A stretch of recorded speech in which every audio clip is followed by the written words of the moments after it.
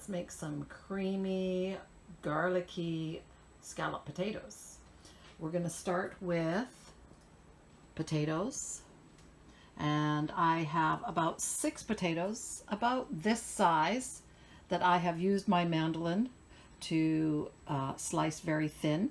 You can use a knife and slice them a little bit thicker if that's the way you like it.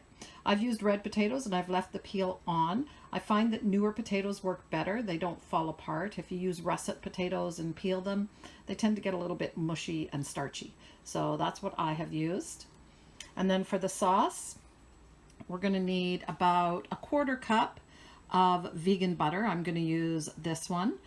So you can also make that a mix, like doing half butter, half oil of your choice. I have 5 cloves of garlic here minced. Now that's going to make it really garlicky, which is what I want. If you want to cut down on the garlic, feel free to do so. You can go down to about 3 cloves of garlic. I've also got about 1 cup of onion diced very finely. And I have used a white onion for this one because it's not quite as strong. So it just gives you that little bit of onion flavor without it having a bite. And then you're going to need about 2 cups of a plant-based milk, any one that you like. I'm using coconut milk. That's what I prefer in cooking. I find that it gives you a creamier texture and a nicer flavor. I really don't like almond milk or soy milk in cooking. So this is the one I found that I like, but you can use whatever plant-based milk that you're happy with. I'm also using a whole grain flour. We'll need about 1/4 cup of that. And then optional choices, I have some green onions that I've chopped up from the garden. I'm not going to use all of this, but I will be sprinkling them in. I have nutritional yeast. Now you can mix the nutritional yeast into your sauce. I'm not going to do that today. I'm going to sprinkle it in the layers. So just as much as you want. It adds a little bit of a cheesy flavor and very high in nutrition. I'm also using simulated bacon bits, which is a soy product. And again, I'm just going to sprinkle them in the layers. So I don't know how much I'm using. You can use a little more, a little less. Now, these are the options I'm using today, these 3. You can do whatever options you like in your scalloped potatoes. So you can put in some parsley, cilantro, mushrooms, any other kind of vegetable that you want, or none of them at all. And then I've got a little bit of ground salt and pepper to taste. So let's start by making the sauce. First of all, we're going to melt down that 1/4 cup of vegan butter or your mixture of oil and butter. And once it's melted, we're going to add in our onions and saute them until they become a little bit softened. So once those onions start to soften, sorry about the steam there, then we're going to add in our garlic and saute them together, stirring for about another minute or so. Not too long, just to get that garlic cooking in there. After about a minute, we are going to add in our flour and our salt and pepper to taste. And stir it up for maybe about half a minute more, not too long. And now we're going to slowly add in our plant milk. I'm going to do 1 cup at a time and then stirring to mix it in.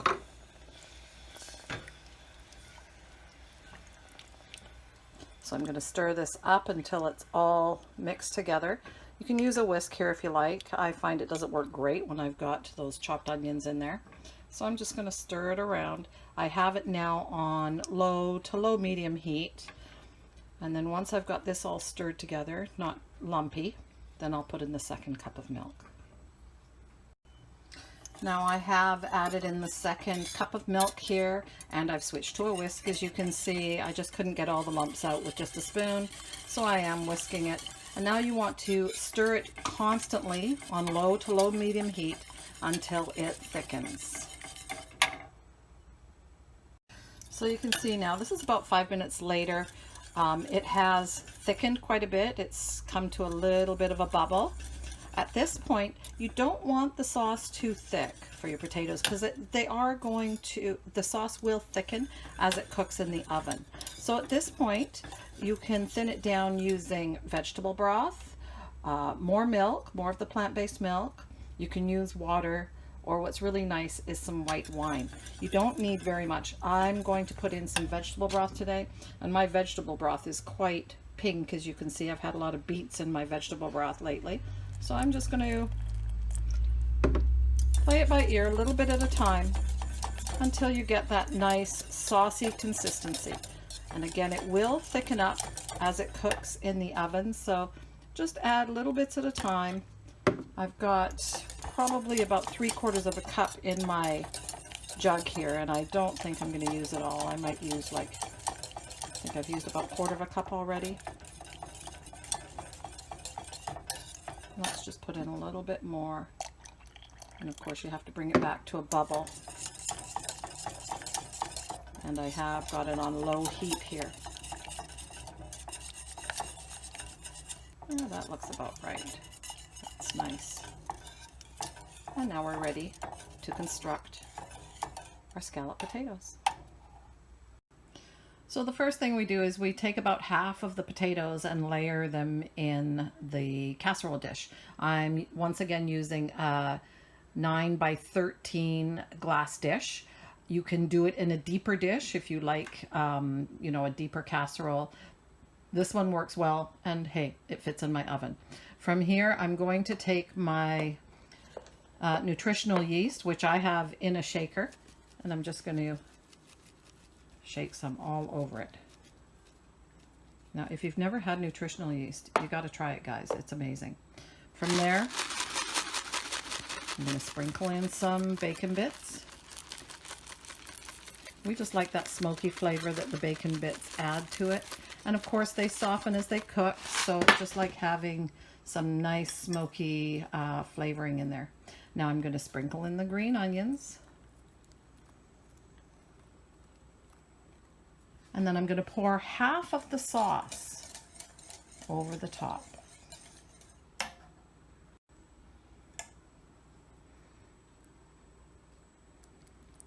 And just nice and slowly.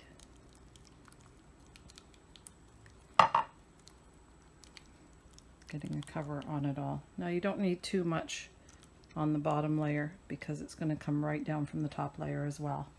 So I'm going to stop there, and now I'm going to do the exact same layer one more time.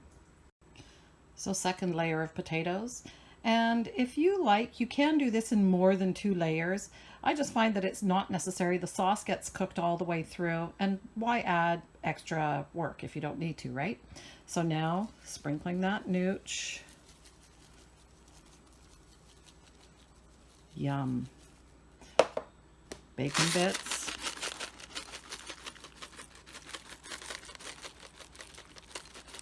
Just as much or as little as you want, or none at all. And then my green onions.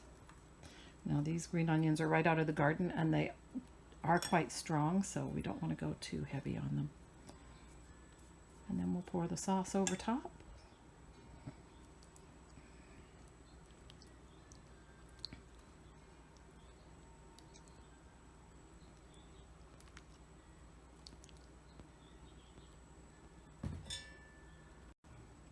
And now it's ready to go into the oven. If you like, you can top it with breadcrumbs, panko, French's, crispy onions. I'm going to put a little bit of vegan cheddar on the top just because I think it adds to the way it looks. And this cheddar in particular, this is the one I got out of Costco. It tends to go a little bit crispy in the oven, so not too much because Rick hates vegan cheese, so just enough to make it look good and so that I like it. Now I'm going to cover it with tin foil, and I'm going to put it in a 350 oven for about an hour. I'll check on it at about 50 minutes, and then we'll uncover it and leave it in there for another half hour. And there it is, an hour and a half later, out of the oven.